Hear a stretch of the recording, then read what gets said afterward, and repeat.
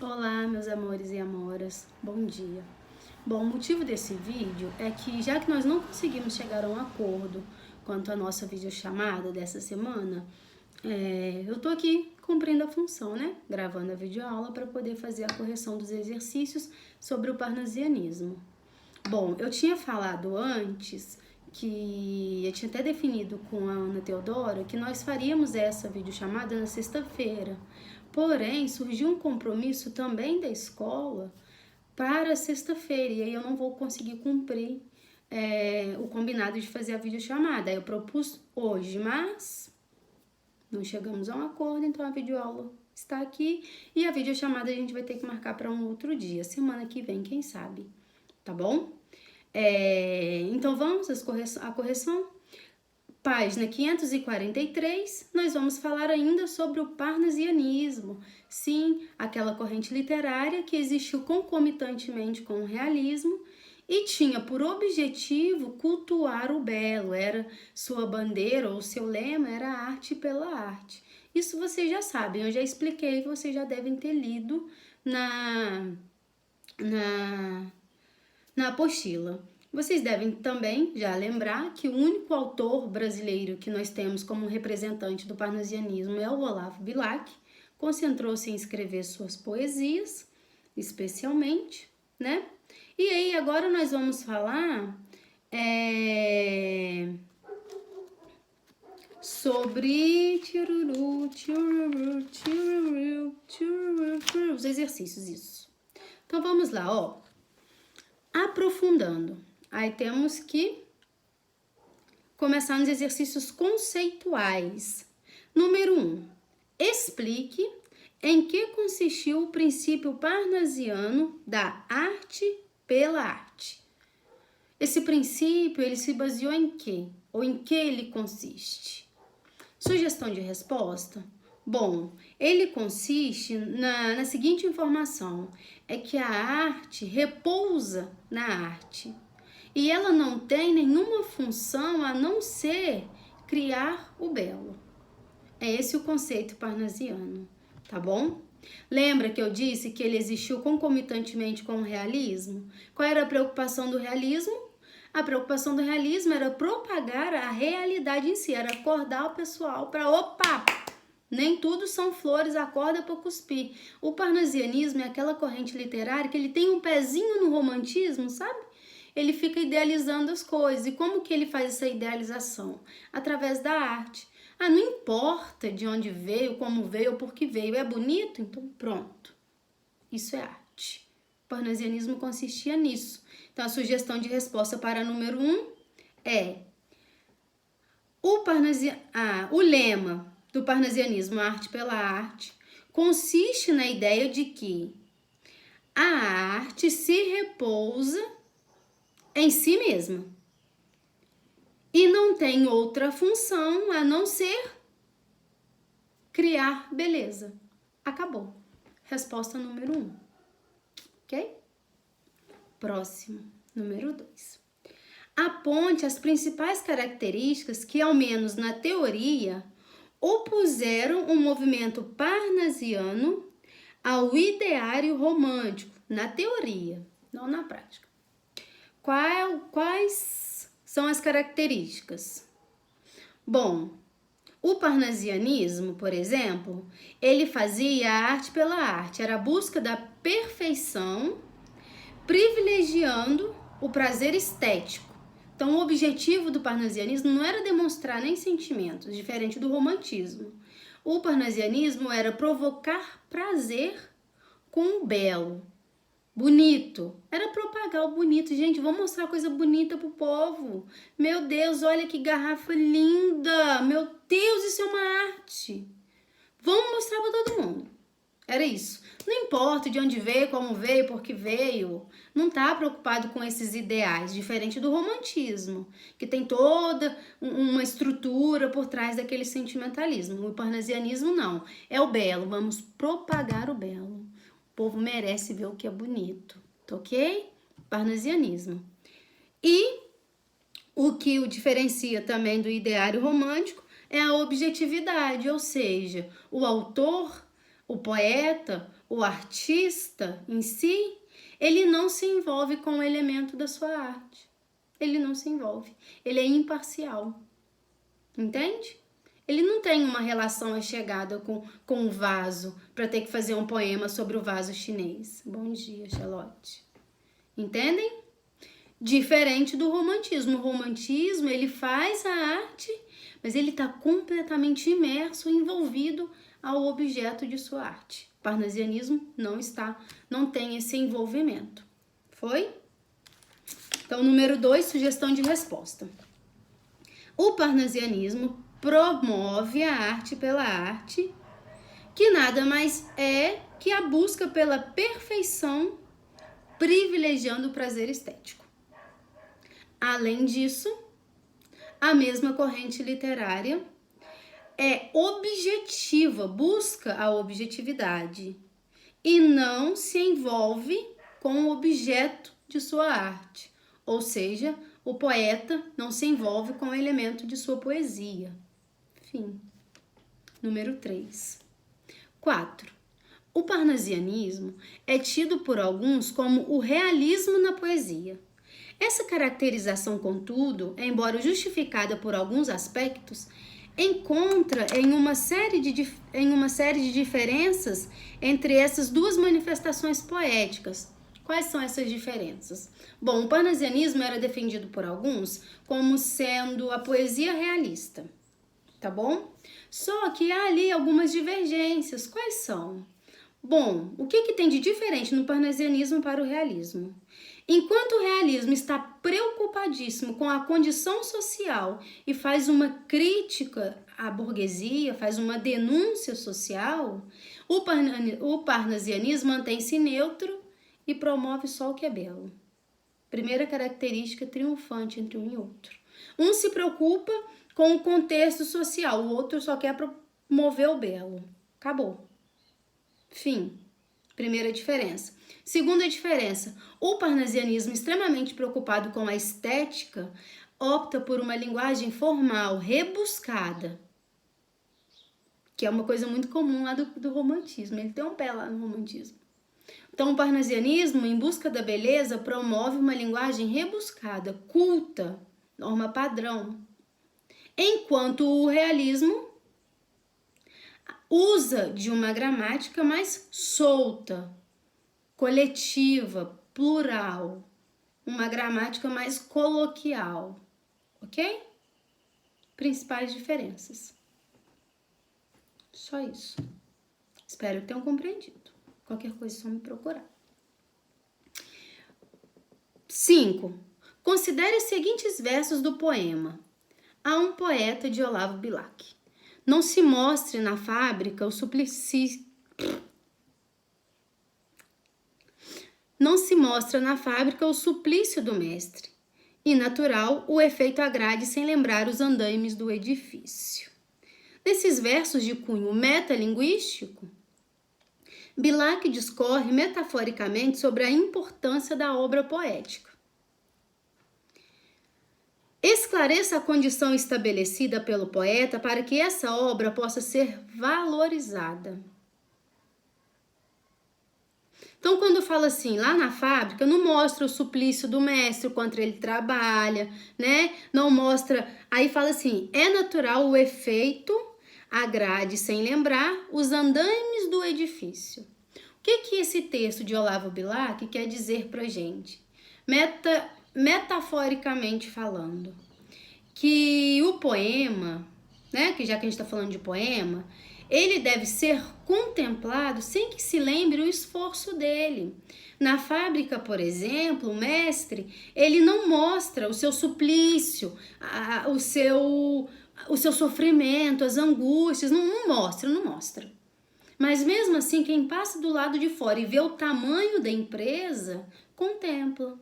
Nossa, olha essa empresa, caraca, mano, deve gerar muito dinheiro. Deve ser muito rico, Dondes, mas não sabe o que ele precisa fazer para chegar, o caminho que ele percorre para chegar até ali. E no fazer poético, para o parnasianismo, é a mesma coisa. Não importa quanto de sentimento ele precisou remoer, se ele sofreu ou não, não importa. que importa é a obra final. Bela, bonita. Acabou. Acabou, povo mó de boa, entendeu? É só isso. Então, sugestão de resposta. O texto diz que o poema deve ser contemplado, sem que lembremos o esforço de quem o criou, do próprio poeta. Acabou. Só isso. Simplesinho.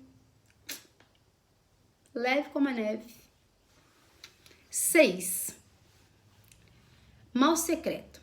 Se a cólera que espuma, a dor que mora na alma e destrói cada ilusão que nasce, tudo que punge, tudo que devora o coração no rosto se estampasse, se pudesse o espírito que chora ver através da máscara da face, quanta gente talvez que inveja agora nos causa então piedade nos causasse. Quanta gente que ri talvez consigo guarda um atroz, recôndito inimigo, como invisível chaga cancerosa. Quanta gente que ri talvez existe, cuja aventura única consiste em parecer aos outros venturosa. Texto de Raimundo Correia. Vamos lá? Coerente com a proposta parnasiana de cuidado formal e racionalidade na condução temática, o soneto de Raimundo Correia reflete sobre o modo como as emoções do indivíduo são julgadas na sociedade. Na concepção do eu lírico, esse julgamento revela que a necessidade de ser socialmente aceito leva o indivíduo a agir de forma dissimulada ou mascarada. Ali diz, ó, tananã, tananã, tananã, tananã. Se pudesse o espírito que chora ver através das máscaras, não pode. Tudo que a gente vive, tudo que a gente constrói é uma fantasia, que a gente não pode mostrar para o outro quem a gente realmente é, tá bom? E o parnasianismo é isso, ele vai fantasiar a realidade. Vai desviar a atenção do povo, porque a realidade ela é dura, crua, cruel, né? Dói. Então, a resposta correta da número 6 é a letra A, quando fala da necessidade de ser socialmente aceito, levando assim o indivíduo a agir de uma forma dissimulada. A gente não tem outra escapatória. Para ser aceito na realidade, ou eu visto o uniforme que a sociedade impôs em mim e a máscara, ou eu dou minha cara a tapa e aí eu não aguento, porque a pressão é muito forte. Então, é esse fingimento o tempo todo, tá bom? Número 7. Arte suprema. Tal como o Pigmaleão, a minha ideia, visto na pedra. Talho-a, damo-a, bato-a. E ante os meus olhos, e a vaidade fátua, surge formosa e nua Galateia. Mais um retoque, uns golpes e remato. Digo-lhe, fala, ao ver em cada veia sangue rubro que a cora e a formoseia. E a estátua não falou, porque era estátua. Bem age o verso em cuja enorme escala falam todas as vozes do universo, e ao qual também arte nenhuma iguala. Quer mesquinho e sem cor, quer amplo e terço, em vão não é que eu digo ao verso. Fala, e ela fala-me sempre, porque é verso. De Júlio César. O soneto Arte Suprema apresenta as características comuns da poesia parnasiana. Assinale a alternativa em que as características descritas referem-se ao parnasianismo. Bom, a busca pela objetividade, uma vez que ele não se envolve, o poeta não se envolve com a sua obra, né? Não tem um envolvimento ali. A preocupação acentuada com o apuro formal, não é? A linguagem culta, muito bem empregada. A preocupação com a rima, com o ritmo, por isso é um soneto, e a escolha dos vocábulos, que é essa composição técnica, né? O que tem de mais bonito na língua portuguesa é a norma culta, então é essa que a gente vai usar, porque nós somos do parnasianismo, ok? Resposta correta da número 7, letra A de amor. Tá faltando amor, né, gente? 8. O ouro fulvo do ocaso as velhas casas cobre, sangram em laivos de ouro as minas que a ambição na torturada entranha abriu da terra nobre, e cada cicatriz brilha como um brasão. O ângelo palange ao longe em doloroso dobre, O único ouro do sol morre na cerração, e austero, amortalhado, a urbe gloriosa e pobre. O crepúsculo cai com uma extrema unção. Podemos reconhecer nas estrofes anteriormente transcritas do poema Vila Rica, de Olavo Bilac, as seguintes características do estilo da época que marcou a poesia. Bom, nós temos aqui um interesse pela descrição pormenorizada da paisagem, né? Com uma linguagem bem difícil, numa linguagem que procura impressionar os sentidos. Então, ao invés de falar dessa paisagem de uma forma que envolva o leitor, né? Ele flutua nas palavras, não, usa uma linguagem que impressiona os sentidos. O seu sentido está ali assim, do que esse homem está falando, gente? Ah, tá, entendi, da natureza. Agora eu vou ler de novo, que é para compreender a obra. Faz muito isso o parnasianismo, tá bom? Letra A de novo, número 8. 9. Língua portuguesa, de Olavo Bilac. Última flor do lácio, inculta e bela, és a um tempo esplendor e sepultura, ouro nativo que na ganga impura a bruta mina entre os cascalhos vela. Amo-te assim, desconhecida e obscura, tuba de alto clangor, lira singela, que tens o trom e o silvo da procela, e o arrolo da saudade e da ternura. Amo o teu viço agreste e o teu aroma de virgens selvas e de oceano largo. Amo-te, ó rude e doloroso idioma, em que da voz materna ouvi, meu filho, e em que Camões chorou no exílio amargo, o gênio sem ventura e o amor sem brilho. Aponte no texto duas características formais que enquadram como representativo da estética parnasiana. Primeiro, é um soneto, né? Nós temos ali um soneto com 2 quartetos e 2 tercetos. Bom, a gente sabe que o soneto é um estilo poético muito rico, né? Nós temos também algumas rimas ricas, nós temos também um vocabulário rebuscado.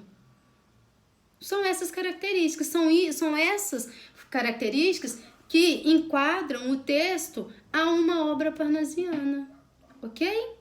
A linguagem rebuscada, a formatação em soneto e a presença de algumas rimas ricas. Simples. Tudo bem? 10. Devido à sua importância, o romantismo deixou marcas que reaparecem como herança em muitos textos produzidos posteriormente na literatura brasileira. Este poema de Olavo Bilac apresenta algumas dessas marcas. Sonho. Ter nascido homem outro em outros dias, não hoje, nessa agitação sem glória, sem traficâncias e mesquinharias, numa apagada vida merencória. Ter nascido numa era de utopias, nos áureos ciclos épicos da história. Ardendo em generosas fantasias, enrajadas de amor e de vitória. Campeão e trovador da Idade Média, herói no galanteio e na cruzada, viver entre o idílio e uma tragédia, e morrer em sorrisos e lampejos, por um gesto, um olhar, um sonho, um nada, traspassado de golpes e beijos. Os tercetos do poema Sonho definem um sujeito de forma a acentuar 2 aspectos que recriam também a atmosfera romântica, então aquele pezinho no romantismo. Justifique essa afirmação com suas palavras e exemplifique com 2 substantivos retirados do primeiro terceto do poema. Bom, nessa parte, vocês precisavam entender o poema e ver o que tinha nele que nos fazem lembrar ou que nos leva a uma linha do romantismo. É um acesso, ele é um retorno bem singelo, mas tem. Eu escolhi 2 substantivos, campeão e herói. A justificativa que eu dei é porque, por meio desses substantivos, desses elementos, o sujeito é recriado num cenário romântico idealizado. Lembra que no romantismo tem o herói, o campeão, o que luta e trava suas batalhas?